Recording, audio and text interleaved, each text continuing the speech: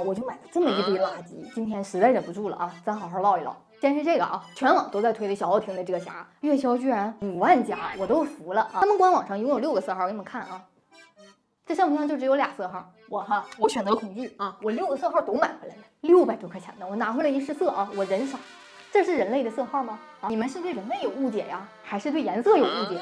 那我都选不明白色号了，新手更选不明白了呀啊！然后唯一一个我能用的啊，这个米白色，哎，居然还暗沉，你直接杀了我得了呗！还有这2个啊，这2个深色，我本来寻思哈拿它当修容，结果太黄了，在脸上看着就画完像飞球，就那个酋长就那个，我1个月饭钱啊，就换回来这么一把玩意儿。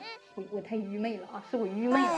然后是这个 Tom Mark 奶茶粉底液啊，我好歹是一个美妆博主，我也是要做足了功课才买的。然后我买回来第一次用它出门，我朋友问我啊，你怎么看起来像猪刚鬣呀？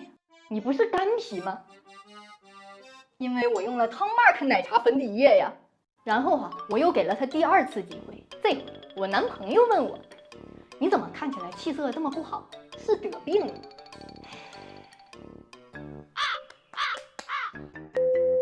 后边我又给了他很多次机会，没个屁用啊！浮粉油腻，一点都不贴肤。咱说好的不做面具人啊，而且斑驳速度贼快，我一干皮，它3、4个小时啊斑驳了。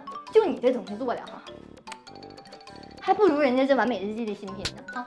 最后是优妮家这个散粉，他们家的东西我踩雷踩的太多了啊，就以至于就这个散粉都是我等着他们家这阵大风就呜吹过去了以后我才敢买的。但我收到手以后普通，太普通了，像面粉一样普通啊！甚至于我觉得对于干皮来讲太干了，可以说是很难用了。我总觉得如果说精细面粉可以做散粉用的话，那优妮大概就是这个 level。哎呀，好，春天呢也来到，万物呢你瞅瞅也都复苏了啊，能不能让小桃的运气也复苏一下子？我呀是真的不想再花钱买气受了，我也不想再踩雷了，行吗？饶了我，求求大家了。